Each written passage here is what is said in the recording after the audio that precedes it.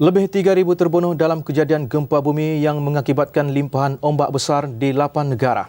Kejadian sama mengakibatkan 28 terbunuh di Pulau Pinang dan Kedah.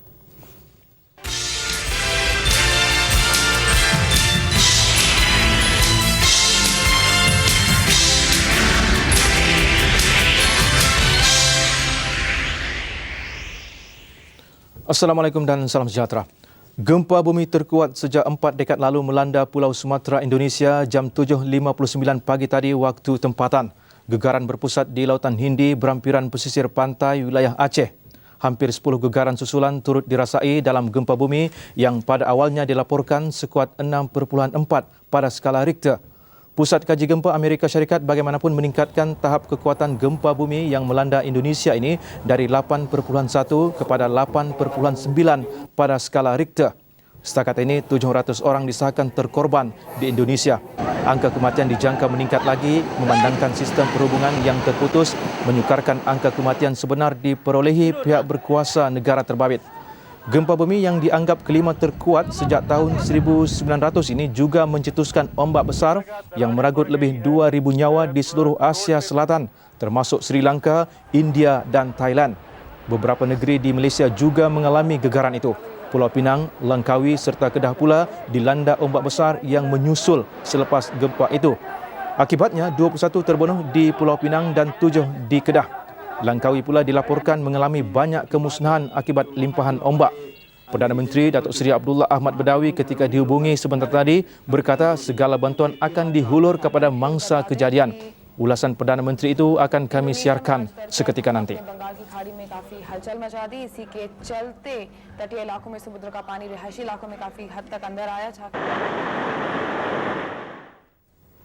Visual kejadian di Pulau Pinang akan kami siarkan seketika nanti. Laporan kru kami di sana terbantut seketika petang tadi kerana gangguan bekalan elektrik. Dalam pada itu, laporan menyebut gempa bumi itu berpusat di utara Pulau Sumatera antara Lautan Andaman dan Hindi. Kejadian sedemikian mengakibatkan kejadian ombak besar atau tsunami yang mula merempuh negara pesisir. Berdasarkan kedudukan gempa bumi ini, Sri Lanka adalah antara 6 negara yang paling teruk terjejas. 2/3 negara Kepulauan Maldives pula dilapor ditenggelami air ombak. Manakala 4 negara lain yang turut dilanda ombak besar ialah Indonesia, Malaysia, Selatan Thai dan India. Gempa bumi Indonesia turut mengakibatkan ombak besar yang meragut 1,651 nyawa di pesisir pantai timur dan selatan Sri Lanka. Sekurang-kurangnya 200 mayat mangsa telah pun dihantar ke hospital di Mutur, timur laut negara itu. 190 mayat lagi dibawa ke hospital utama di Bandar Selatan Matara. Ratusan mangsa lain dilaporkan masih hilang. Kejadian ombak besar tsunami ini adalah yang pertama melanda Sri Lanka sejak 16 tahun lalu. Presiden Chandrika Kumaratungga mengisytiharkan negara itu sebagai zon bencana berikutan keadaan yang meruncing itu. Beliau turut memohon masyarakat antarabangsa menghulurkan bantuan kecemasan ke negara itu. Ombak besar setinggi kira-kira 5 meter melanda pesisir pantai timur dan selatan Sri Lanka akibat gempa bumi yang menggegarkan Lautan Hindi berhampiran wilayah Aceh, Indonesia. Sementara itu, Menteri Dalam Negeri India Sivraj Patel mengesahkan 1,000 terkorban akibat ombak besar yang melanda pesisir pantai selatan negara itu. Kawasan paling teruk terjejas ialah Tamil Nadu yang mencatat 800 kematian. Beliau mengeluarkan kenyataan itu selepas mengadakan mesyuarat dengan kumpulan pengurusan krisis kerajaan di New Delhi. 200 mangsa lain turut dilaporkan terkorban di wilayah jiran Andhra Pradesh. Keadaan yang meruncing itu memaksa kerajaan Tamil Nadu memohon bantuan makanan segera daripada kerajaan pusat untuk disalurkan kepada setiap mangsa terbabit. Pesuruhjaya Polis Madras K. Natarajan berkata sekurang-kurangnya 100 mayat ditemui terdampar di pesisir pantai Madras. Hampir 2,500 kediaman di perkampungan nelayan miskin di tanah rendah Madras turut ditenggelami air. Ketua Menteri Andhra Pradesh Y. Raja Shekhar Reddy berkata banjir turut menjejaskan 3 daerah di wilayah berkenaan. Ombak besar setinggi 2 meter melanda Tamil Nadu dan Andhra Pradesh akibat gempa bumi yang melanda Indonesia awal pagi tadi. Di Thailand, 120 orang terkorban sementara 1,300 lain turut cedera akibat ombak besar yang tercetus. 4 daripada mangsa terbabit adalah pelancong asing. Kebanyakan mangsa adalah dari kawasan peranginan selatan Phuket, Songkhla, Krabi, Phang Nga dan Surat Thani. Semua kawasan terbabit adalah kawasan tarikan utama ribuan pelancong setiap tahun kerana keindahan pantainya. Jurucakap Pusat Kementerian Kesihatan Awam Narenton Sorajak Chu Saing berkata ada mangsa yang dihanyutkan ombak besar setinggi 5 meter yang melanda pantai Phuket. Beberapa wilayah di selatan Thai juga turut ditenggelami air menyebabkan penduduknya mencari perlindungan di atas bumbung rumah. Kebanyakan kenderaan turut dihanyutkan arus deras. Sebuah hospital terpaksa dikosongkan di Surat Thani sebagai langkah berjaga-jaga. Pelanggan sebuah hotel di Hat Yai juga terpaksa dipindahkan kerana bangunan mengalami keretakan. Di Phuket, 3 rakyat Malaysia adalah antara ratusan pelancong yang terbabit dalam kejadian ombak besar. Pejabat Konsul Jeneral Malaysia di Songkhla ketika dihubungi berkata keluarga terbabit sedang bercuti di Pantai Kamila. Seorang lelaki iaitu bapa kepada keluarga itu dirawat di Hospital Talang Phuket akibat cedera di kaki selepas dipukul ombak. Pejabat Konsul kini berusaha mendapatkan dokumen sementara berikutan dokumen ketiga-tiga mangsa hilang ketika kejadian.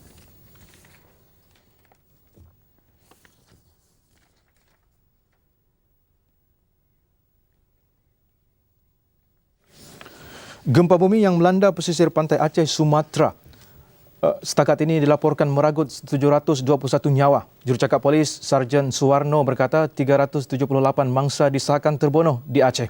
Angka ini dijangka meningkat kerana beberapa bahagian wilayah itu masih belum mengemaskini angka kematian mangsa bencana alam ini.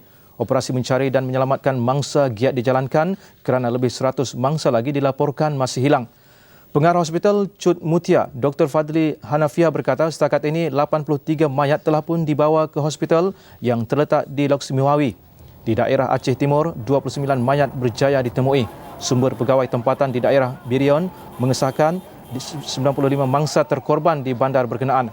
Di wilayah utara Sumatera, angka kematian dicatatkan 54 orang.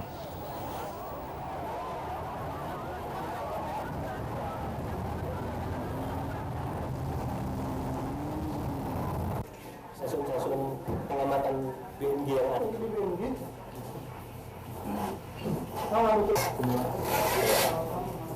Pak Hendra langsung Pak Hendra. Sementara jadi informasi sementara kita ini di sini. Karena memang dari Jambatan Pulau Pinang dalam pada itu disahkan selamat oleh pakar. Pulau Pinang adalah antara negeri yang paling kuat merasai gegaran selain ditimpa ombak besar.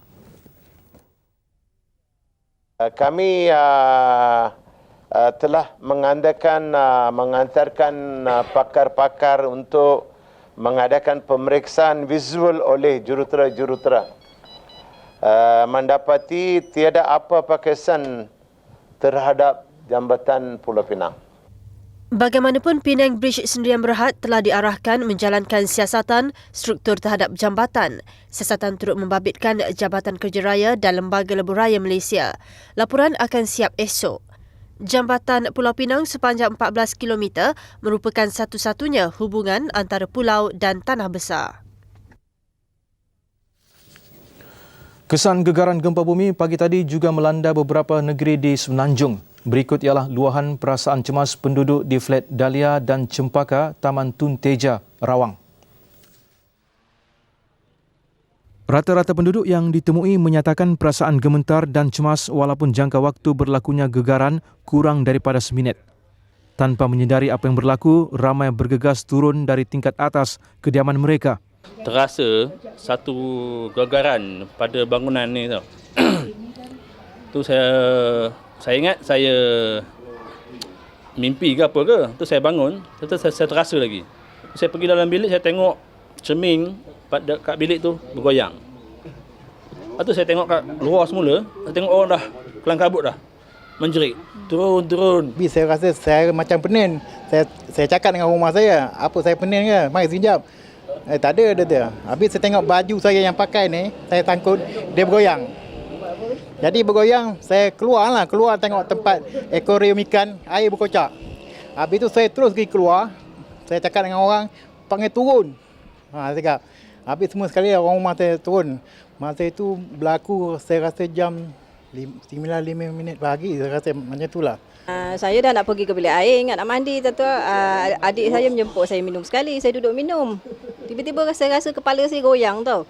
Saya sangka saya pening. Lepas itu, saya kali kedua juga. Lama-lama saya toleh ke balang ikan anak saya. Saya tengok air tu berkocak pelan. Lepas tu saya relax lagi. Kali yang kedua saya tengok gegar dia selalu kuat. Saya pun lari turun lah. Saya lagi banyak kuat takut. Semua anak semua lari. Lagi saya cakap, semua saya punya anak semua tidur. Saya anak tak tahu lagi. Lagi 2 orang bangun. Dia cakap, Ma, iyalah Ma, saya tidur. Saya punya kata semua banyak goyang, Ma. Saya punya anak cakap. Saya cakap, Tamu tengok semua orang sudah turun lah bawah. Kita juga tinggal sini. Saya cakap, selagi cepat-cepat saya punya anak. Saya punya adik punya anak pun ada datang. Atau baby ada atau kecil. Saya cakap, cepat lu angkat, lu turun dulu. Penduduk mendakwa gegaran ini adalah kali kedua selepas gegaran sama 2 tahun lalu. Bagaimanapun ia tidak sehebat gegaran yang dirasai pagi tadi.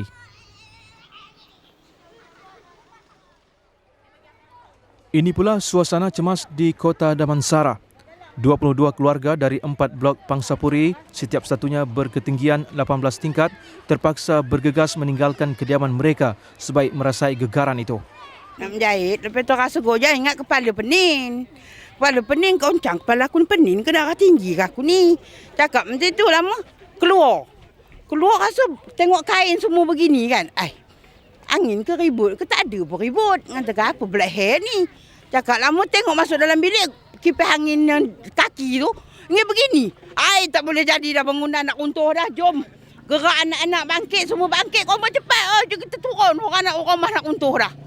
Habis dah semua orang bangun. Masa saya duduk atas kursi tu dia ada bergoyang tau. Saya kata pening saya ni, tanya rumah tengah makan. Lepas tu cerita rumah. Dia kata tak ada lah bang, tengok kipas dia bergoyang.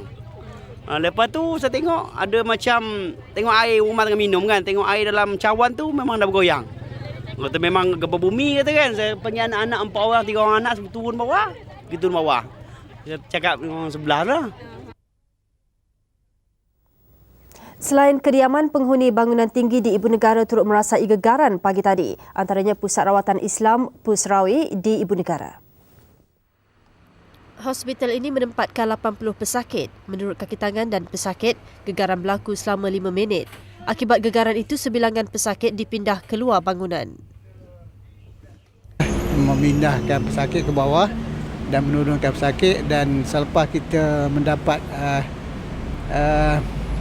kebenaran ataupun mendapat pengesahan daripada pihak berkuasa mengatakan tidak ada permasalah yang berlaku di Malaysia, dan dengan sebab itu kita minta pesakit naik balik ke ward masing-masing lah. Masa tu saya tengah ambil darah pasien, rasa goyang, ingatkan makcik tu yang goyang, punya memang kaki dia pun bergoyang. Lepas tu bila saya bangun memang bergoyang juga, saya pun macam nak tumbang kan. Lepas tu semua pasien pun keluar beritahu dekat ketua in charge. Jadi pakcik panggil adik yang sebelah ni, ada dengar tak rasa goyang? Rasa goyang lah. Itu satu benda bunyi tu. Lama-lama kita mau bertindak lah. Tengok laki bunyi.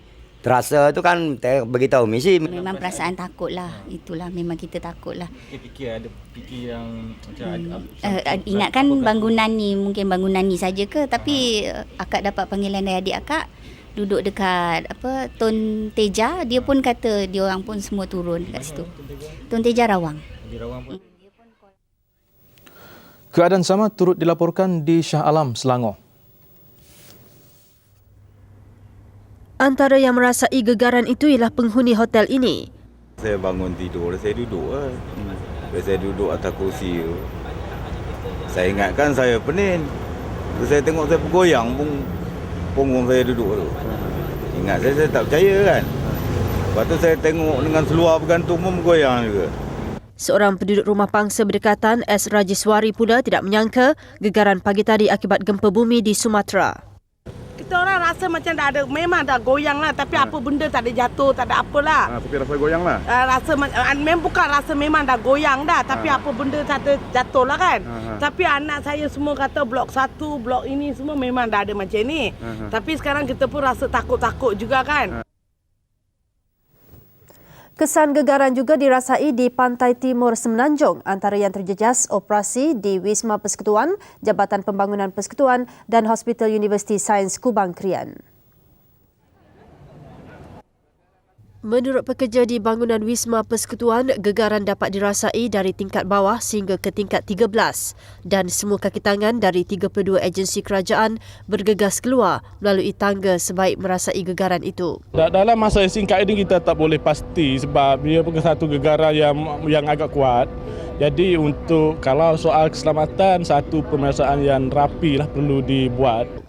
Seorang penyelia jururawat, Khatijah Arifin berkata, ketika sedang bermusyarat di tingkat 5, mereka terasa pening dan loya seperti duduk dalam sampan. Terasa lagi macam kita pening, rasa pening. Macam nak muntah tu lah dalam bot sampan tu. Dia goyang sana, dia goyang sini, kiri kanan goyang. Timbalan Pengarah Pengurusan Hospital Universiti Sains Kubang Krian, Wan Muhammad Suyuti Wan Ismail berkata, 300 pesakit terutama di tingkat 7 dan 8 telah dibawa keluar selepas gegaran itu. Bukan sahaja di hospital. Pada mulanya kita ingat hospital saja berlaku gegaran, tetapi selepas kita semak daripada pihak bomba dan juga daripada tempat-tempat lain didapati bahawa seluruh negeri Kelantan mengalami kesan yang sama. Penghuni hotel di Bandar Kota Baru turut bergegas turun sebaik merasai gegaran itu. Pihak hotel turut mengeluarkan arahan agar hotel ini dikosongkan.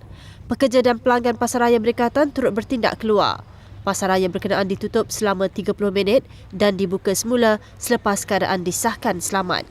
Detik cemas itu turut dirasai oleh penghuni rumah pangsa di Perumahan Polis Jalan Wakaf Mek Zainab. Ni rasa bangun ni, kita nak gonyel lagi gerak anak bangun lah. Pergi panggil jiran-jiran lah. Lepas tu, yoloh lah bangun ni tu. Memang gonyel lah. Selamat anak dulu. Kalau tidak, benda-benda lain tu tak boleh nak ambil dulu.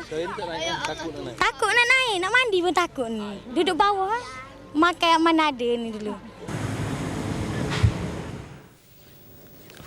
Perdana Menteri Datuk Seri Abdullah Ahmad Badawi yang berada di luar negara ketika dihubungi sebentar tadi berkata kerajaan akan mempermudahkan usaha menyalurkan bantuan kepada keluarga mangsa yang terbabit dalam kejadian ombak besar di Perlis, Kedah dan Pulau Pinang.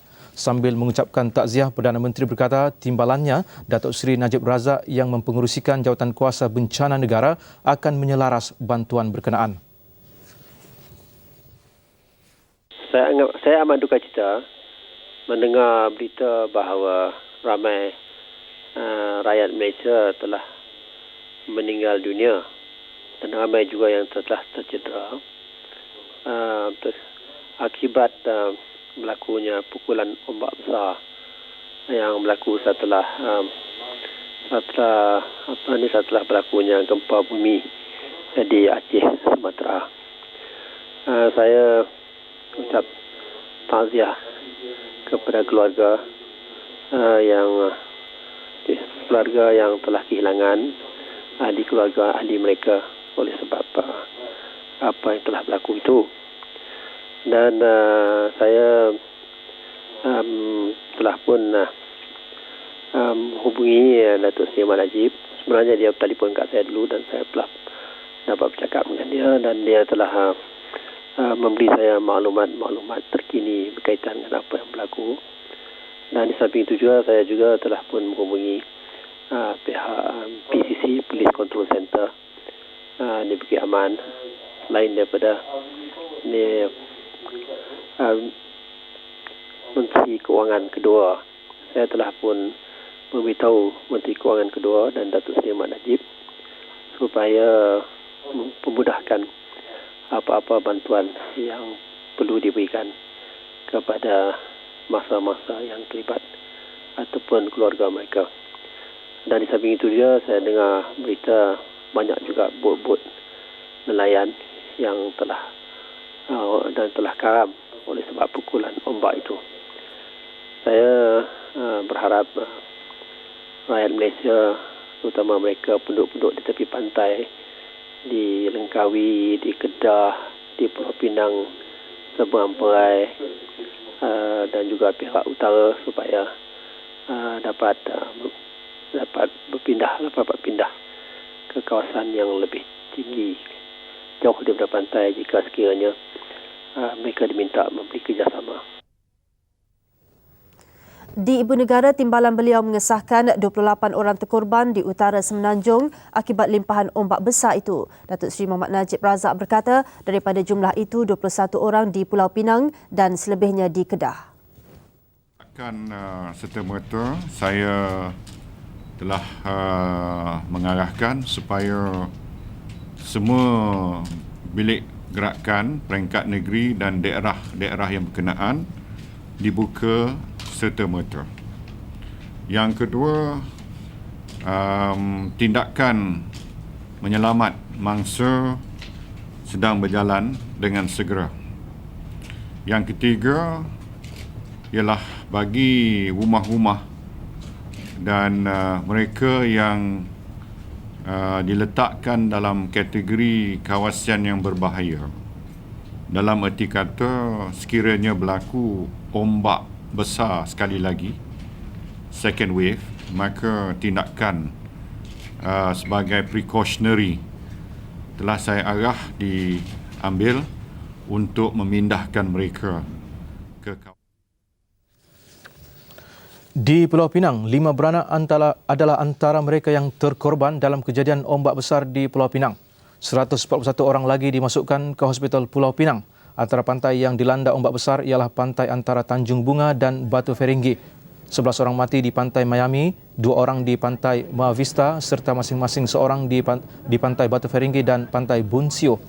Gerakan mencari dan menyelamat masih dijalankan dan jumlah sebenar mereka yang mati dijangka diketahui esok.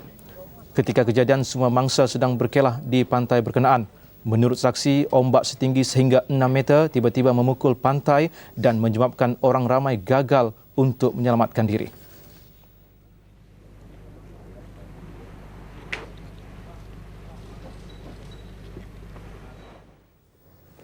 Turut dilanda fenomena ombak besar itu ialah Pulau Langkawi. Di Pekan Kuah, ombak besar yang berlaku kira-kira jam 12 tengah hari tadi menyebabkan beberapa bot rosak dan terdampar di atas jeti. Kejadian juga mengakibatkan air ombak memasuki restoran dan kedai. Arus ombak juga melimpahi permukaan jalan raya menyebabkan ia dipenuhi sampah sarap dari pantai. Sementara itu, di perkampungan nelayan Pantai Cenang, ombak setinggi 1 meter menyebabkan 2 kereta rosak dihanyutkan arus termasuk bot-bot nelayan. Bagaimanapun, sehingga jam 6 petang tadi, tiada sebarang kecederaan atau kehilangan nyawa dilaporkan di Langkawi. Dan ini pula nasihat Jabatan Perkhidmatan Kaji Cuaca khususnya kepada penduduk di Perlis, Kedah dan Pulau Pinang berikutan kejadian hari ini. Ombak besar atau tsunami mungkin berulang jika ada gempa susulan.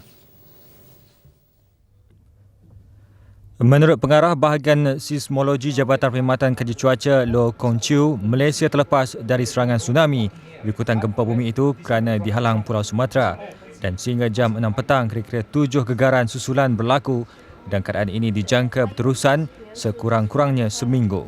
This aftershock, in fact at 10 o'clock at 12:20, the aftershock happened over the open sea, northern part of the northern tip of Sumatra Island, which caused some high wave over the Kedah, Perlis and Penang.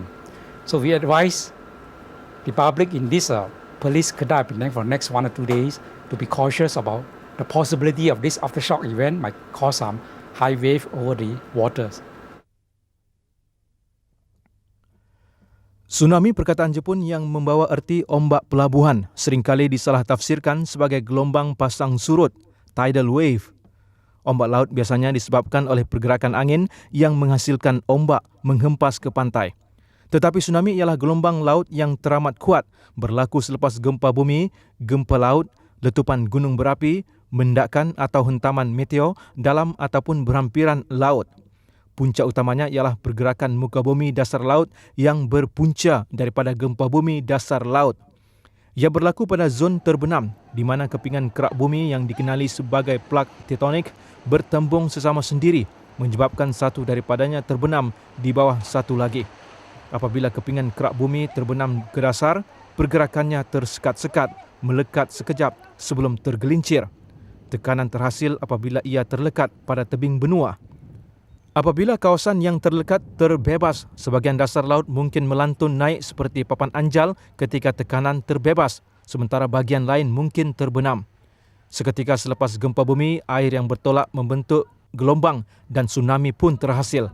Gelombang tsunami mampu bergerak sejauh 1,000 batu merintasi lautan dan mampu menghancurkan bandar berampiran laut dan meragut nyawa yang tidak kira jumlahnya. Gelombang tsunami yang menyebabkan kehilangan jiwa paling ramai direkod berlaku selepas letupan gunung berapi di Krakatau pada 1883. Dianggarkan seramai 36,000 orang mati disebabkan letupan yang menghasilkan ombak setinggi 12 tingkat bangunan. Dan untuk mendapatkan gambaran mengenai limpahan ombak besar, kami menghubungi Presiden Persatuan Pengguna Subang dan Shah Alam, Datuk Dr. Jacob George yang kebetulan sedang bercuti di Batu Feringgi. Kira-kira pukul 1.30, kita dapati, kita nampak dari jauh iaitu ada satu ombak yang begitu tinggi lah yang datang ke darat. Dan sebab macam sama semua orang di sini, orang-orang Pulau Pinang dan lain, kita tak biasa nampak ombak begitu besar. Dan juga ada banyak pelancong-pelancong, kanak-kanak dan sebagainya di dalam beach dan di laut yang masih lagi berenang atau mengadakan aktiviti-aktiviti sport yang sukan yang lain di atas air. Dan tiba-tiba dalam lebih daripada 3-4 minit ombak itu yang begitu tinggi, jika saya tak sangka more than about 15 feet, yang pukul beachfront itu dengan bot-bot yang tenggelam, ski jet dan sebagainya, dan masuk sampai lobi hotel-hotel.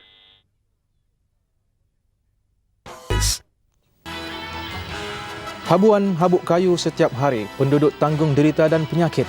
Laporannya seketika nanti.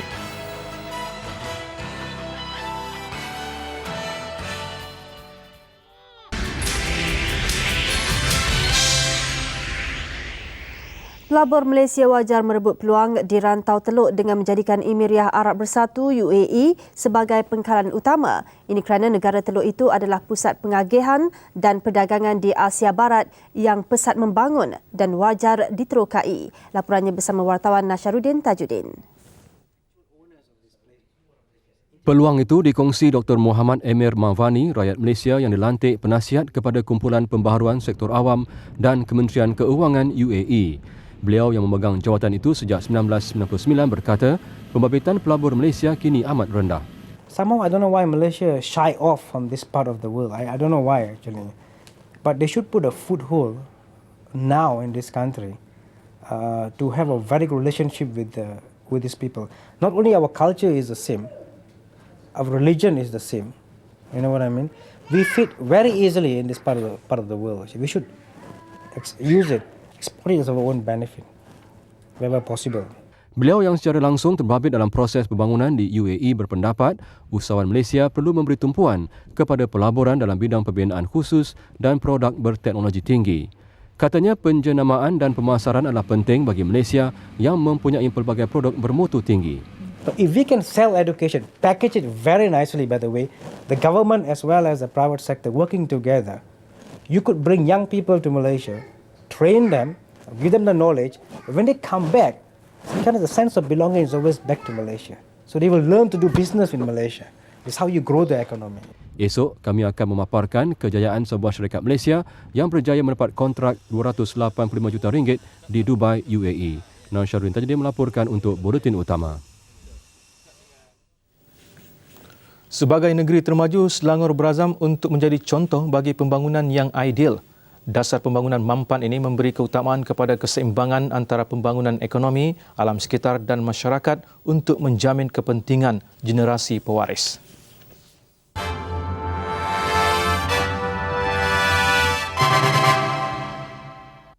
Berjuntai Bistari masih satu nama yang asing bagi umum. Daripada sebuah kampung kecil, ia bakal bertukar wajah. Nukleus perintisnya termasuk Universiti Industri Selangor, UNISEL. Pembangunan di kawasan seluas 11,000 hektar bermula tahun depan sehingga tahun 2040. Aspirasi Berjuntai Bistari ialah kawasan perbandaran terbaik di negara ini. Kawasan mudah banjir. Okay. Jadi kita cadangkan the polder system. Polder system yang depan dan terusan seperti yang diamalkan di Netherlands, di Belanda. Itu kita cadangkan Satu lagi kita cadangkan tenaga alternatif, iaitu macam penggunaan tenaga solar, ya, sebagai alternatif kepada tenaga elektrik yang biasa kita pakai sekarang ni. Satu lagi kita menggalakkan penggunaan air hujan. Ciri istimewa berjuntai bestari yang menekankan faktor mesra alam. Ia termasuk mengekalkan keaslian sempadan hutan Rizab Raja Musa yang kaya dengan pelbagai flora dan fauna. Saya lihat pelan pembangunan bandar dan desa telah mengkecualikan beberapa tempat di mana kalau dulunya memang pembangunan, tetapi dia telah memberikan kepada beberapa zon yang mana zon pesat, zon pertengahan dan zon zero lah, yang mana tempat itu, kawasan-kawasan itu tidak boleh dibangunkan dengan pembangunan yang pesat. Memandangkan di sebelah kita ni ada hutan simpan dan tempat tadahan air, itu adalah penting untuk kita pertahankan. Model pembangunan masa depan ini seiring dengan prinsip Agenda 21 Selangor yang menekankan pembangunan mampan. Hala tuju pembangunan Selangor turut dilihat menerusi rancangan struktur negeri Selangor 2020. Laporan pemeriksaan yang disediakan Jabatan Perancangan Bandar dan Desa kini pada peringkat pungutan pandangan awam. Untuk melaksanakan rancangan struktur ini, Jabatan telah menyediakan rancangan tempatan, sama ada rancangan tempatan daerah seperti rancangan tempatan daerah Klang, daerah Petaling, daerah Kuala Selangor, daerah Sabak Bernam. Itu yang dalam penyiapan sekarang ni. Dan tahun depan Jabatan dengan pihak berkuasa Perancangan Tempatan akan terus penyediaan rancangan tempatan ini bagi daerah-daerah lain. Pelan perancangan strategik dan menyeluruh ini bertujuan mewujudkan pembangunan fizikal yang menyokong wawasan Selangor maju, pembangunan mampan dan pembentukan masyarakat sejahtera. Dan ini pula mengenai rintihan lebih 600 keluarga di Pelabuhan Klang, Selangor. Asap dan habuk dari kilang papan dan proses pengeringan kayu di hadapan kawasan perumahan mereka menjadi igawan ngeri saban hari. Ini habuk kayu yang dikumpul sekitar rumah saya, dakwa seorang penduduk Taman Pendama Indah 2. Kami penduduk sini mengalami kesusahan berkenaan dengan habuk, di mana bila anak-anak kami bermain basikal, habuk-habuk semua masuk di dalam mata, dan juga kereta-kereta kami penuh dengan habuk, yang setengah daripada habuk itu masuk di dalam enjin kereta dan merosakkan benda-benda kita. Dan juga habuk-habuk ini mengandungi chemical yang diorang telah masak dalam ken drying, dan dia mengandungi racun. So kami harap pihak TV3 dapat mengatasi masalah yang kami hadapi sekarang inilah. Tinjauan mendapati kilang ini beroperasi secara sah. Malahan 3 kilang sederet sudah beroperasi lebih 18 tahun berbanding projek perumahan berdekatan yang baru 2 tahun dimajukan. Jabatan Kuasa Penduduk dah menjalankan langkah berjumpa dengan pihak kilang, dan dia pun memberitahu bahawa dia telah menjalankan perniagaan ini hampir 18 tahun. Memang kita tak nafikanlah bahawa itu satu perniagaan, tapi saya bercakap atas dasar kesihatan anak-anak kita di taman lah. Memandangkan kawasan ini berdekatan dengan taman permainan, jadi apabila anak bermain pada waktu petang, sebab habuk ni dikeluarkan hampir 24 jam berlaku, jadi bukan hanya terhad masa saja. Kalau terhad masa saya rasa tak ada masalah. Kita beli rumah sini dan kita tak ada kesesahan untuk sebagai penduduk lain, itu sajalah. Dan rasa saya masalah utama kilang ni sebenarnya yang utama sebenarnya dia rasa dia wujud dulu daripada taman ni, dan pihak kami sebagai peserta penduduk sini sebenarnya kita tak minta dia tutup. Kita cuma minta dia memasang filter, sebab pembakaran yang paling teruk bermula dari pukul 8 malam sampai awal pagi. Kulit gatal, mata berair, selsema dan batuk antara simptom yang paling lazim dihadapi penduduk. Ada yang mendakwa bil perubatan sebulan mencecah RM150. Ada yang menutup terus pintu dan tingkap rumah meskipun pada waktu siang. Pengusaha restoran juga buntu. Peniaga pun kurang lah. Ini area dia orang tukar pergi pasar baru lah, jauh sikit.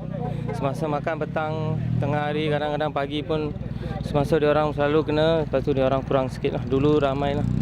Sebab dulu dia orang tak ada macam tu. Sekarang selalu keluar asap. abu pun keluar. Orang pun sudah komplain 2-3 kali, kita pun tak boleh buat apa. Tiba-tiba mari kita pun tak boleh buat apa, makanan semua kena, orang balik jugalah. Sekarang kurang customer sikit lah. Kehadiran kenderaan ini merumitkan lagi masalah yang dihadapi. Kita mau keluar pagi sampai malam sumpah, tak boleh. Kita tak boleh keluar itu sana, mau keluar itu simpang susah mau keluar lah, itu saja. Habuk lagi terus lah. Saya duduk sudah 1 tahun setengah, hari-hari pun ada habuk lah. Sampai cuci pun tak boleh tahan. Tapi lori selalu masuk dalam lah. Lori besar. Masuk dalam perumahan? Ini rumahan bukan kilang. Lori besar-besar semua masuk. Apa yang gagal difahami ialah bagaimana projek perumahan ini memperoleh kelulusan. Tidakkah kesan pencemaran kilang terbabit diambil kira? Dan kini segala-galanya sudah terlanjur. Apa pula penyelesaian kepada pengadu ini?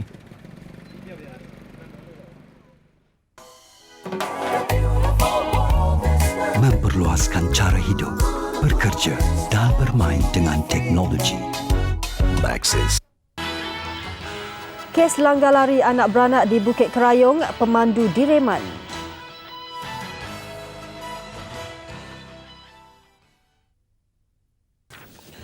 Lagi mengenai gempa bumi dan kejadian limpahan ombak besar. Indonesia yang turut menerima kesan malapetaka itu bersiap sedia jika berlaku gegaran kali kedua. Laporannya bersama Abu Bakar Atan di Jakarta. Sememangnya lah seluruh Indonesia amat duka cita dan begitu terharu sekali dengan apa yang telah berlaku di wilayah Nanggro, Aceh, Darussalam, dan setakat ini banyak sekali siaran televisyen lintas langsung dari semasa ke semasa dan semuanya memberitakan tentang jumlah kematian, jumlah korban gelombang besar, gelombang tsunami yang berlaku di Sumatera Utara yang telah pun meragut. Kalau mengikutkan setakat sekarang ini, dikatakan hampir 500 warga Indonesia telah pun tewas ataupun terkorban dalam kejadian malapetaka yang begitu buruk sekali. Dianggapkan gempa bumi dan gelombang tsunami yang paling buruk. Jadi wakil Presiden iaitu Susilo Bambang Yudhoyono, wakilnya Muhammad Yusof Kalla sudah pun berlepas, sudah pun sekarang ini berada di Aceh. Parti Golkar juga sekarang ini sibuk untuk memberikan bantuan terhadap mangsa-mangsa yang dikhawatiri terbabit dalam kejadian yang berlaku yang antara kawasan yang teruk iaitu di pantai Lok Sumawe. Sekarang ini ratusan dipindah, bekalan elektrik juga terputus, masih lagi berusaha keras untuk kerajaan Republik Indonesia untuk memulihkan keadaan di sana. Dan persoalan paling besar di seluruh Indonesia ini menurut laporan-laporan televisyen yang semakin rancak terus diadakan ialah apakah langkah berjaga-jaga yang paling efektif dapat disediakan untuk warga mereka khususnya di Sumatera Utara ialah kebimbangan yang besar kalau-kalaulah akan berlaku gelombang besar buat kali kedua dalam masa yang terdekat ini. Itulah concern ataupun kebimbangan yang utama kerajaan Republik Indonesia. Memang setakat ini dilaporkan hampir 500 warga Indonesia terkorban dalam tragedi yang begitu buruk sekali melanda di Sumatera Utara.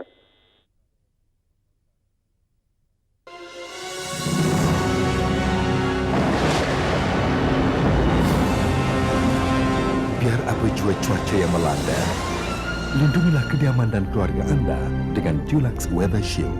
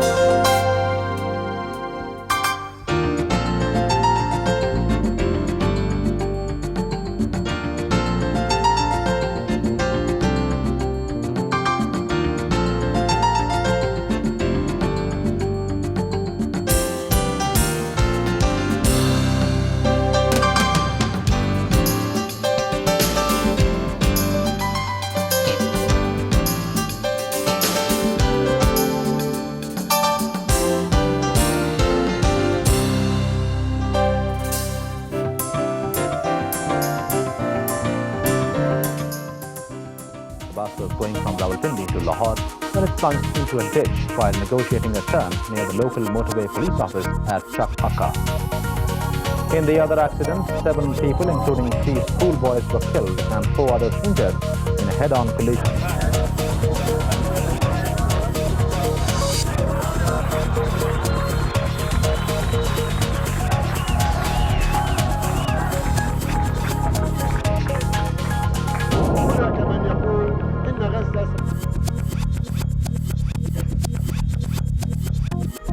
حركته مثبت و مفید دولته نام موقتی را که انتخاب کرده به نام افغانستان نوی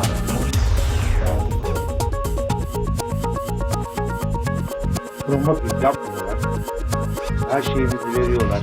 Şeyimizi, şekerimizi. Bitti mi arkadaşlar?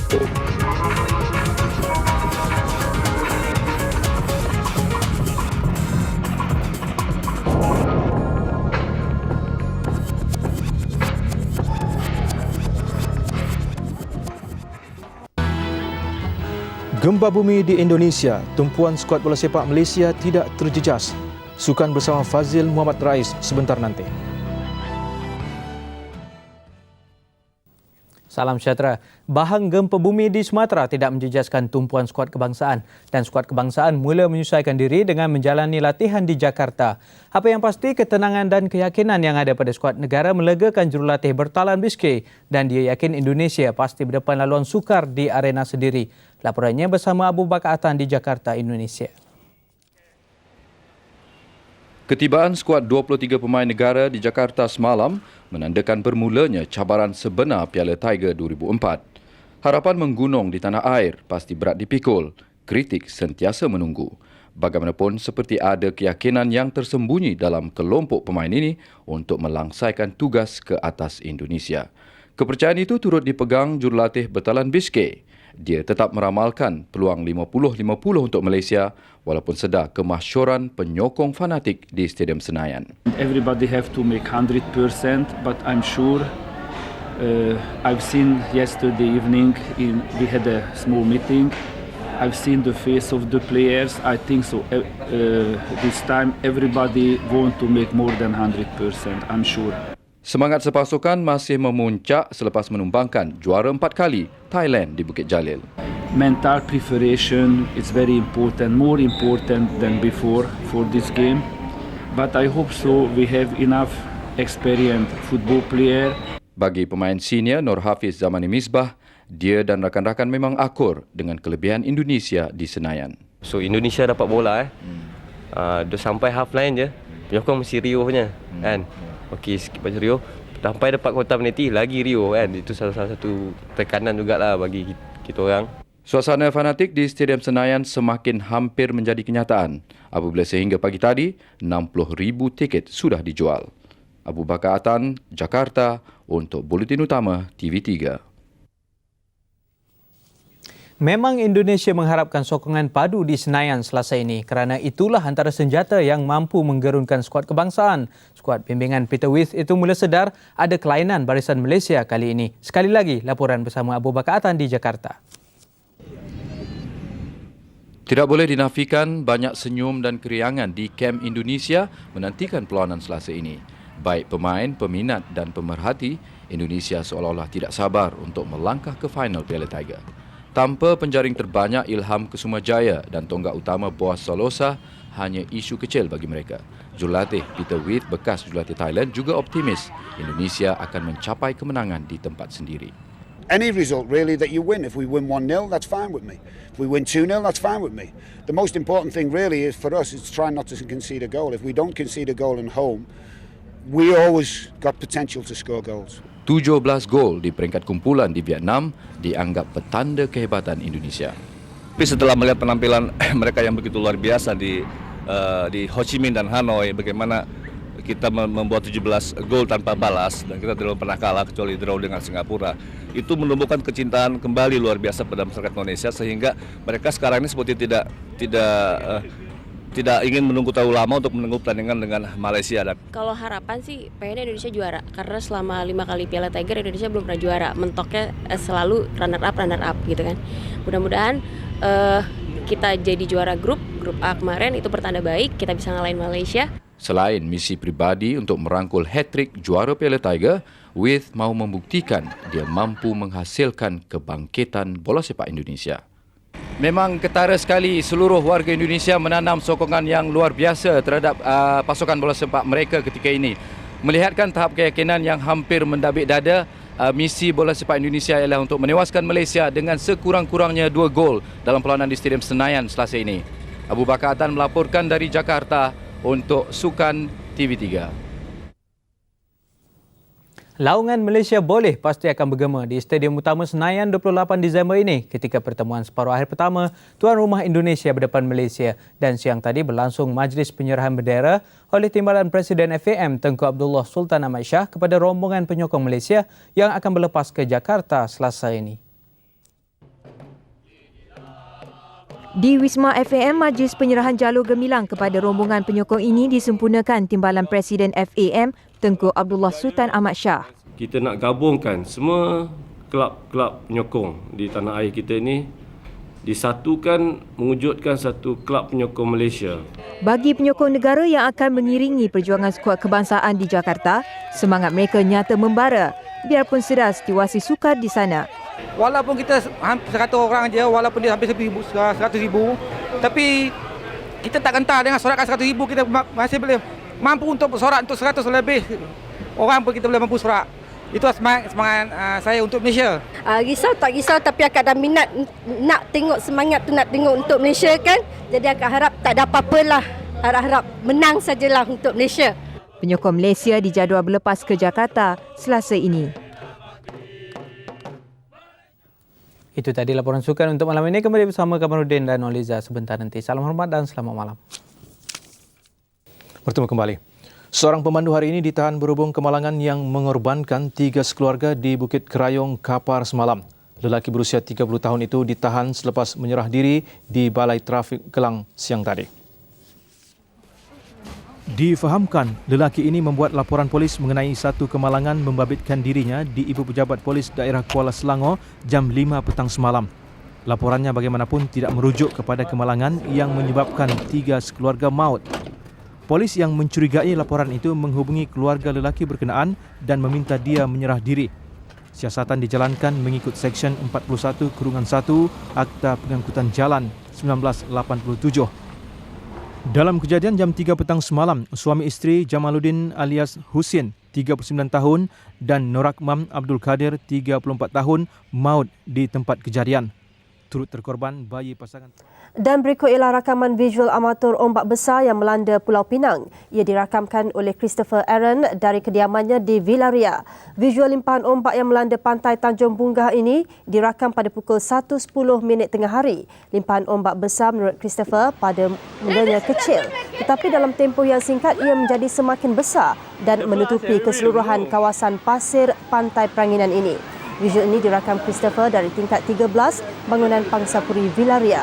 Menurut beliau, 15 minit selepas limpahan ombak pertama, keseluruhan kawasan pantai dilimpahi air laut. Limpahan itu juga mengakibatkan beberapa buah kereta tersadai. Limpahan air laut juga ditolak jauh melepasi kawasan penempatan. Sebahagian laluan di tepi laut turut dilimpahi air. Menurut Christopher lagi, ombak yang melanda dianggarkan lebih 7 meter tingginya.